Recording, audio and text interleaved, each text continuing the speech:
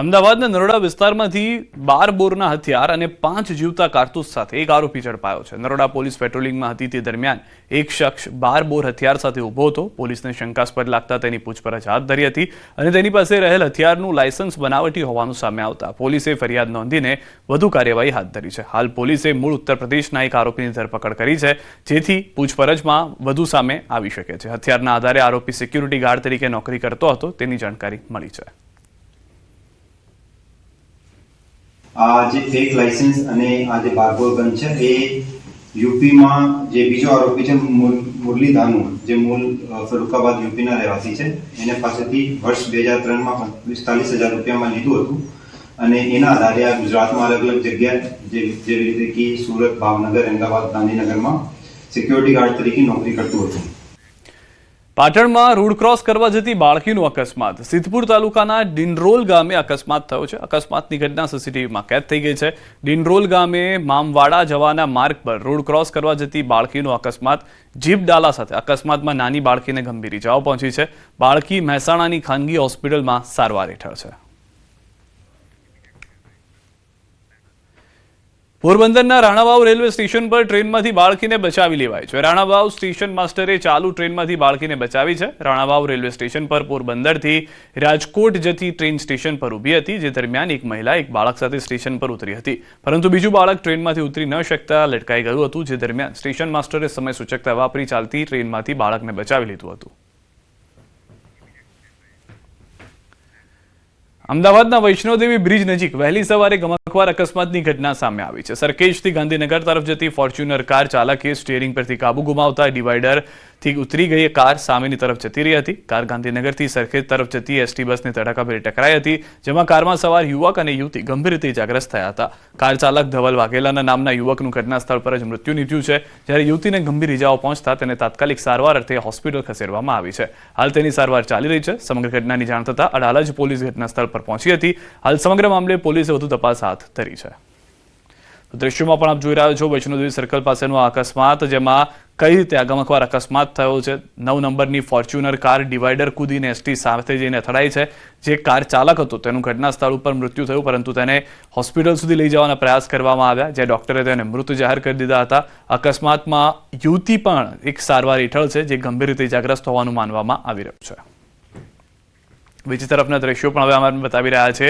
કારનો જે કચ્ચરઘાણ વળી ગયો ત્યારબાદ ઘટના સ્થળ ઉપરના દ્રશ્યો આપ જુઓ। સીસીટીવીમાં તો સમગ્ર અકસ્માત જોવા મળ્યો છે કે કઈ રીતે આખી આ ઘટના ઘટી છે। યુવતી ઘાયલ થઈ હતી, જેઓ હજી સારવાર હેઠળ છે। બસની ટક્કર બાદના જે દ્રશ્યો હતા આસપાસમાં જાણે કોઈ મોટો અને ગમખ્વાર ટ્રક અથડાયો હોય તે પ્રમાણેના દ્રશ્યો જોવા મળ્યા હતા।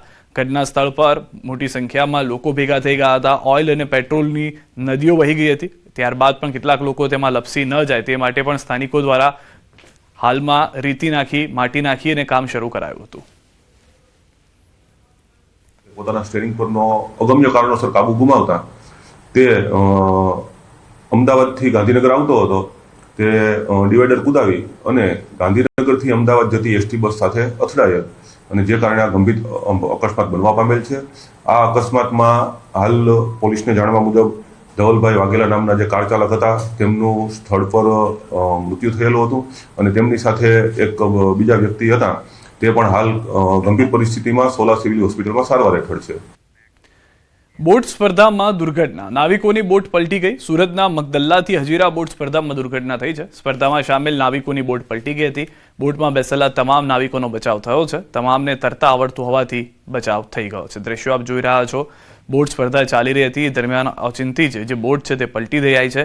ત્યારબાદ આસપાસથી જે લોકો હતા તેઓ મદદે આવે છે। બોટ પલટી જવાને કારણે જેટલા પણ નાવિકો હતા એ તમામ ડૂબી ગયા, પરંતુ તમામ નાવિકોને તરતા આવડતું હોવાથી તમામનો જીવ બચી ગયો છે।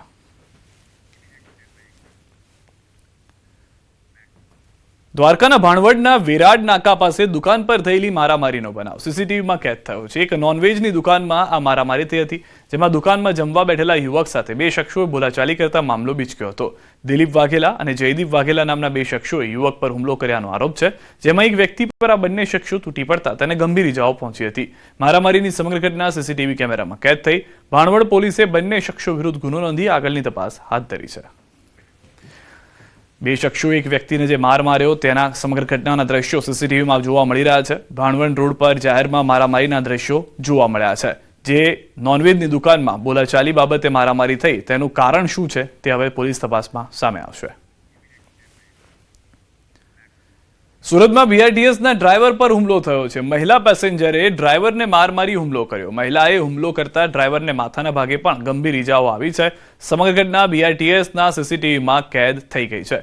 બસ સ્ટોપેજને લઈને માથાકૂટ થઈ હતી. બસ ઊભી ન રાખતા મહિલાએ હુમલો કર્યો હોવાનું જાણવા મળ્યું છે. ડ્રાઈવરે વેસુ પોલીસ મથકમાં ફરિયાદ નોંધાવી છે. મહિલાએ જે જગ્યાએ બસ ઊભી રાખવાની કીધી હતી એ જગ્યા પર બીઆરટીએસ સ્ટોપ ન હોવાથી ડ્રાઈવરે બસ ઊભી ન રાખી. ત્યારબાદ મહિલા ઘરે જાય છે. બીજા દિવસે ફરી એક વખત આવે છે બસમાં સવાર થઈ અને એ દરમિયાન તે જ ડ્રાઈવરે બસમાં હોવાથી પોતાનો ગુસ્સો જાણે તે ડ્રાઈવર પર કાઢતી હોય તે પ્રમાણેના દ્રશ્યો જોવા મળી રહ્યા છે. અમદાવાદના ન્યૂ રાણીપ વિસ્તારમાં પણ તોડફોડની ઘટના. ઉધાર આપવાની ના પાડતા તોડફોડ કરી. ન્યૂ રાણીપ વિસ્તારમાં પાન પાર્લરમાં તોડફોડની ઘટના. પાન પાર્લરમાં તોડફોડ કરી હુમલો કર્યો. હુમલામાં પાન પાર્લરના માલિક અને દીકરાની ઈજા થઈ છે. પાન પાર્લર ઉપર તોડફોડ અને હુમલાની ઘટનાના સીસીટીવી કેમેરામાં કેદ થયા. પોલીસે બે હુમલાખોર વિરુદ્ધ ફરિયાદ નોંધી છે.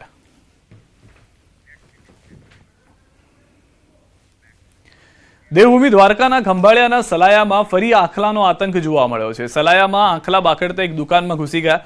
સમગ્ર ઘટનાના સીસીટીવી પણ સામે આવ્યા. ફરસાણની દુકાનમાં આખલા ઘૂસી જતા અફરાતફરી જેવો માહોલ થઈ ગયો. દુકાનમાં આખલા ઘૂસી જતા દુકાનમાં રહેલા માલસામાન વેરવિખેર થઈ ગયો. સલાયા શહેરમાં અવારનવાર યોજનાના કારણે વેપારીઓ તેમજ સ્થાનિકોમાં મુશ્કેલી છે. તંત્રની નહિવત કામગીરીને લઈને લોકોમાં ભારે રોષ જોવા મળી રહ્યો છે.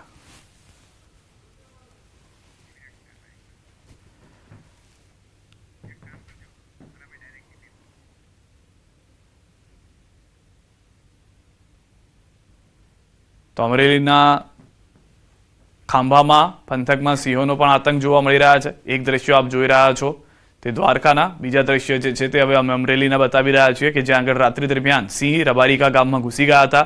શિકારની શોધમાં આવી ચડ્યા સિંહ. જીઆરડી જવાનોએ ગાયોનું કર્યું રક્ષણ. જીઆરડી જવાનોએ 4 સિંહને દૂર ખસેડ્યા. ગામમાં રેતીના ઢગલા પર સિંહો આરામ ફરમાવ્યો. રબારિકા ગામના મુખ્ય ચોકમાં 4 સિંહો ગાયોના શિકાર માટે આવી ચડ્યા હતા, પરંતુ જીઆરડી જવાનોએ ગૌમાતાનું રક્ષણ કરતા સિંહોને દૂર ખસેડ્યા. ગત રાત્રિએ ગામના ચોકમાં રેતીના ઢગલા પર બેસેલા સિંહ અને જીઆરડી જવાનનો વિડીયો વાયરલ થયો હતો.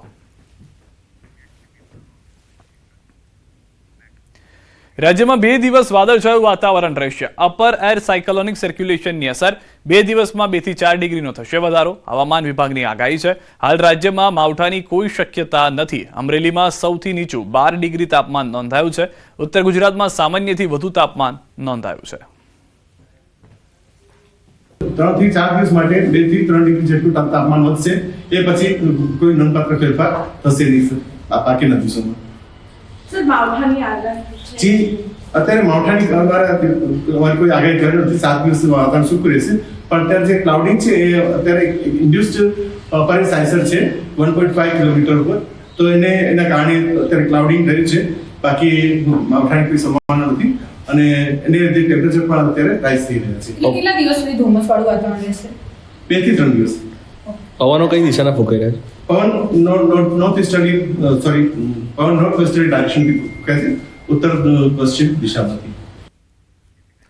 અમદાવાદના વાતાવરણમાં પલટો. અમદાવાદમાં વાદળછાયું વાતાવરણ. અપર એર સાયક્લોનિક સર્ક્યુલેશનની અસર. જે રીતે હવામાન વિભાગ તરફથી આગાહી કરવામાં આવી હતી તે પ્રમાણેના દ્રશ્યો અમદાવાદના આકાશમાં જોવા મળી રહ્યા છે. અમદાવાદમાં વાદળછાયું વાતાવરણ સર્જાઈ ગયું છે. જાણે ચોમાસું હોય તેવા દ્રશ્યો અત્યારના સાંજના સમયે જોવા મળી રહ્યા છે. તો રાજ્યના હવામાનને લઈને અંબાલાલની મોટી આગાહી. પશ્ચિમ સૌરાષ્ટ્રના ભાગોમાં વાતાવરણ પલટાશે. કચ્છ બનાસકાંઠામાં પણ હવામાન પલટાશે. આ સિઝનનો સ્ટ્રોંગ પશ્ચિમી વિક્ષેપ છે. ઉત્તર ભારતમાં હિમવર્ષાની શક્યતાઓ. ગુજરાતમાં 24 અને 25 તારીખે અસર થઈ શકે. રાજસ્થાનના ઉત્તર ભારતના ભાગોમાં હિમવર્ષા થવાની શક્યતાઓ. એમજીઓ અને લાલીનોની અસર. સમુદ્રના પેરામીટરોની સક્રિયતા જોવા મળશે. હમણાં એક મજબૂત પશ્ચિમ વિક્ષોભ આવી રહ્યો છે આ સિઝનનો, એટલે ત્યાંની અસર લગભગ 22 તારીખથી પશ્ચિમ ભારત તરફ થવાની શક્યતા રહેતા ધીરે ધીરે ત્યાંની અસર ગુજરાતના ભાગોમાં 24-25 જાન્યુઆરી સુધીમાં આવવાની શક્યતા રહે છે, જેના લીધે એક સાયક્લોનિક સર્ક્યુલેશન